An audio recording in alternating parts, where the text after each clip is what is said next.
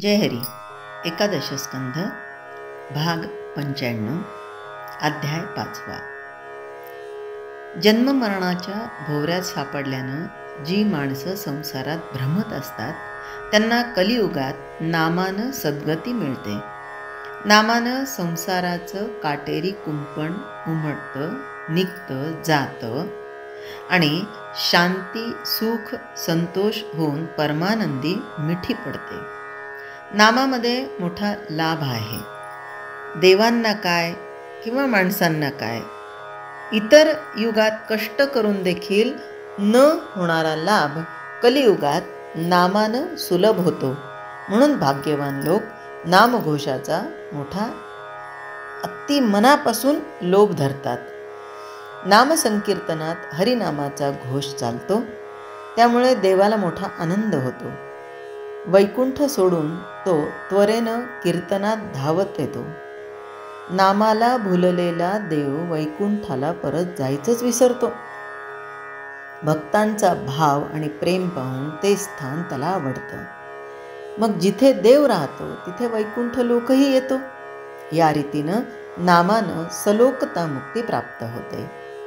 नामाच्या गजरामुळं भगवंत भक्ताच्या समीप धावून येतो आणि अशा रीतीनं नामानं समीपता मुक्ती साधते. नामानं संतोष पावलेला भगवंत भक्ताला प्रत्यक्ष दर्शन देतो. त्याचं ते श्यामसुंदर पितांबरधारी ध्यान भक्ताच्या अंतःकरणात सहज ठसतं. ज्या रूपाचं ध्यान करत करत भक्त नाम घेतो ते ध्यान मनात इतकं दृढ ठसतं की देवाच्या रूपाचे चिन्ह भक्ताच्या शरीरावर उमटतात. अशा रीतीनं नामानं स्वरूपता मुक्ती साधते. स्वरूपतेमध्ये देव आणि भक्त समसमान होतात. भक्त देवस्वरूप बनतो. शुद्ध भावानं नामसंकीर्तन केलं असता भगवंताला मोठा संतोष होतो. भक्त भगवंताची मिठी पडते आणि ही मिठी पुन्हा कधीही सुटत नाही.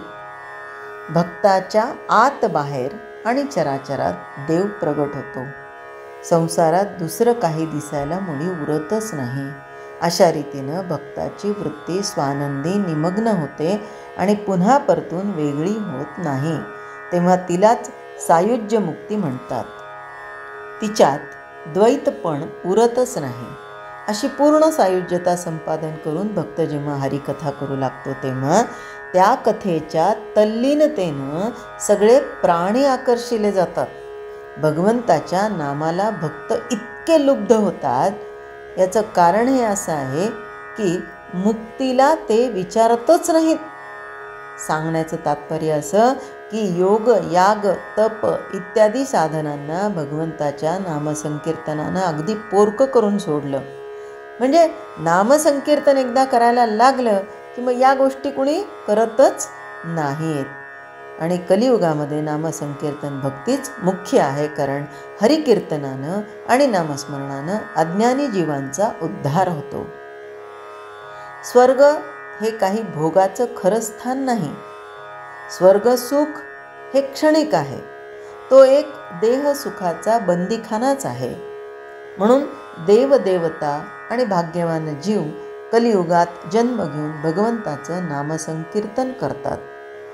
कृत, त्रेता आणि द्वापार या तिन्ही युगातील श्रेष्ठ पुरुष देखील कलियुगात जन्म घेऊन येण्याची नेहमी इच्छा करतात.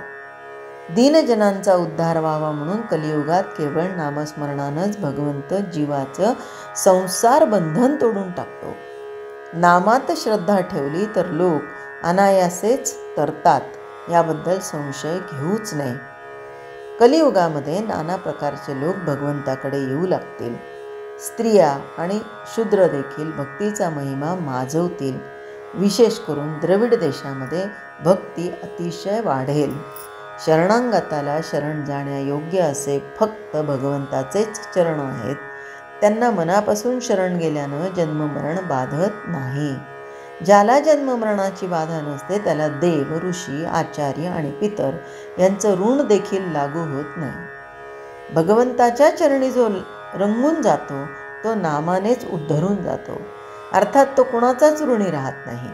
परिसाचा स्पर्श झाला की लोखंडाचं काळेपण नाहीसं होतं. गंगेचं स्नान केलं की सगळ्या पापांपासून मुक्ती होते. तसं भगवंताच्या चरणी वृत्ती रंगली की भक्त ऋणत्रयापासून मुक्त होतो. मनापासून भगवंताची भक्ती केली तर सगळ्या पितरांचा उद्धार होतो. मोठमोठ्या ऋषीवरांना भक्तीपासून निर्माण होणाऱ्या स्वानंदामुळं नित्य तृप्ती असते. त्याच आनंदाने सर्व प्राणी मात्र सुखी होतात. पुत्रानं भक्ती केली तर आईबाप उद्धरून जातात. कर्म ज्याच्या अधीन असतं त्या भगवंताला अनन्य भावानं जो शरण जातो तो कर्माच्या अधीन होत नाही. अनन्य शरण भक्तांचा हा असा भगवंताचा भक्त कर्माचा सेवक नसतो, कुणाचा देवांचा चाकर नसतो आणि प्राकृत जनांचा दास तर नसतोच नसतो. कर्मापासून अलिप्त असल्यानं सकल ऋणांपासून मुक्त झालेला भक्त कोणाचाच अंकित नसतो. देहाभिमान सांडून तसंच इतर देवतांचं भजन सोडून भगवंताला अनन्य शरण गेलेला भक्त सगळ्या प्राणीमात्रांच्या ठिकाणी परमात्मा भरलेला निसंशयपणे अनुभवतो.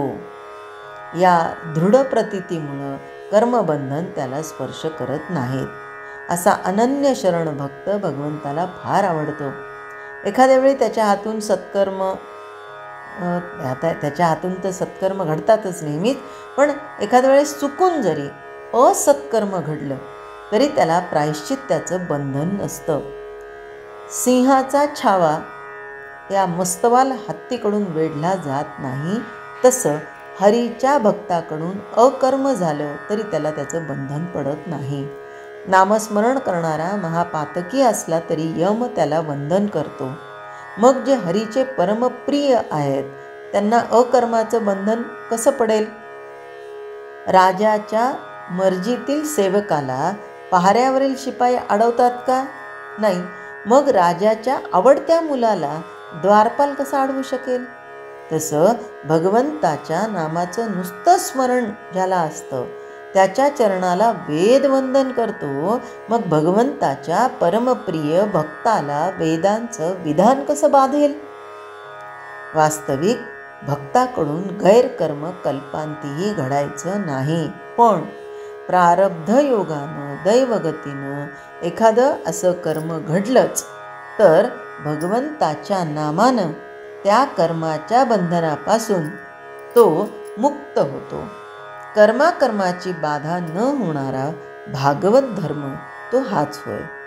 देह अहंतेची ओढ झुगारून देऊन सगळ्या प्राणीमात्रांमध्ये भगवंताला जो निसंशयपणे पाहतो तो कर्मांना पायाखाली तुडवतो. मुक्ती आपल्या केसांनी त्याचे पाय झाडते. ज्याच्याकडे तो कृपादृष्टीनं पाहतो त्याचं संसार भय तत्काळ नाहीसंच होतं. तो म्हणेल तिथे मुक्ती सुख मुकाट्यानं हजरच राहतं. त्याच्या अनुग्रहानं दीनजनांच्या अंतरामध्ये भगवंत प्रगट होतो. सूर्य उगवला की अंधार पळून जातो, तसं हृदय भुवनामध्ये भगवंत प्रगटला की कर्माचा मळ सहजच नाहीसा होतो. भगवंताच्या नामकीर्तीलाच परमभक्ती म्हणतात. या भक्तीपाशी चारी मुक्ती दासीप्रमाणे राहतात. भक्तीची ही पूर्ण स्थिती ऐकून भक्तांच्या अंगावर रोमांच उभं राहतात. नेत्रातून आनंदाश्रू वाहतात आणि ते स्वानंदानं डोलू लागतात. या वर्णनानं सांगणारा पण स्वतः स्वानंदात डोलू लागतो. कारण भगवंताचं वर्णन ते करायचं तरी कसं? श्रीकृष्ण प्रत्यक्ष परमात्मा असल्यानं त्याचं वर्णन करताना जाणते भक्त वेडावून जातात. नाथांची अशीच अवस्था झाली. शिवाय श्रीकृष्णाच्या ठिकाणी प्रेमाचा परमोत्कर्ष साधल्यामुळं भक्ती करण्यासाठी त्याच्यासारखं अन्य दैवत नाही हे योग्यच आहे. प्रथमावस्थेत भक्त अज्ञानीच असतो. आपल्याकडे येण्यासाठी सोपा मार्ग कोणता हे श्रीकृष्ण सुचवतो. इतकंच नाही तर त्या मार्गानं स्वतःपर्यंत येण्यास आपणहून तो मदतही करतो. हेच श्रीकृष्ण अवताराचं मोठं रहस्य आहे. भगवंताची भक्ती केली तर पूर्णानुभव हा प्राप्त होतो. म्हणून भक्तीनं देहात असून देखील विदेहावस्था साध्य होते आणि परमविश्रांती मिळते. भगवंताच्या पायी सगळं भाग्य विश्रांतीला येतं. त्याच्या नामानं सगळ्या दोषांचं निरसन होतं. हा भागवत धर्म मनापासून श्रवण करावा. परमात्म्य स्वरूपाचं लक्ष लावून श्रवण केल्यावर मनन करून त्याची धारणा करावी. असं केल्यानं मनुष्य निस्संग होऊन स्वानंदापर्यंत पोहोचतो. स्वानंदामध्ये कार्य कारण दोन्हीही नसतात. परमपदाच्या ठिकाणी स्वानंदाचा अनुभव घेता घेता स्वतः आनंद रूपच होता येतं. श्रीकृष्ण परमानंद स्वरूप असल्यानं त्याची धारणा धरावी, म्हणजे सातत्याने मनामध्ये त्याचं ध्यान करत राहावं. यज्ञयाग, दानधर्म, तपाचरण, योग साधन या सगळ्या त्याच्या प्राप्तीसाठीच करावेत. वेदांना किंवा शेषाला त्याचं वर्णन करता येत नाही. सनकादिकांनाही तो दुर्लभ आहे. कळीकाळाचा शास्ता, ब्रह्मादिकांचा नियंता, संहारकर्त्याचा संहार करता, त्रिभुवनाचा पालन करता, सर्व भाग्यांचं भूषण, सर्व शोभेची शोभा आणि षडगुणांचं अधिष्ठान अशा त्या परब्रह्ममूर्ती श्रीकृष्णाचं अवलोकन केलं असता दृष्टी पावन होते. डोळ्यांना संपूर्ण सुखाचा अनुभव येतो. श्रीकृष्णाच्या तोंडचे शब्द ऐकून कान पवित्र होतात. श्रीकृष्णाला हाक मारताना आणि त्याच्याबरोबर बोलताना वाणी पावन होते. आता तुम्ही काय म्हणाल, म्हणजे आपण सगळेजण काय म्हणू की आता कुठे श्रीकृष्णाशी आम्हाला बोलता येणार आहे? आता कलियुग आहे, द्वापार युगामध्ये होते ते, आता काय? आताही श्रीकृष्णाशी बोलता येतं. ते कशाने?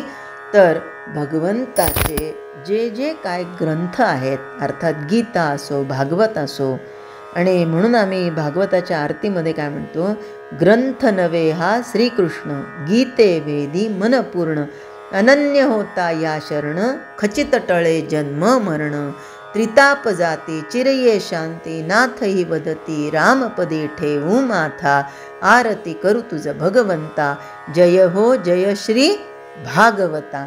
म्हणजे भागवत म्हणजेच साक्षात श्रीकृष्ण आहेत. जय हरी. स्तोत्र मंत्र संपूर्ण भगवद्गीता, एकनाथी भागवत, भजन, भक्तिगीतं, डोहाळे, पाळणे, उखाणे व महिलांसाठी खास किचन टिप्स हे सर्व पाहण्यासाठी माझ्या यूट्यूब चॅनलला एकदा नक्की सबस्क्राईब करा आणि हो, लाईक व शेअर करायला विसरू नका.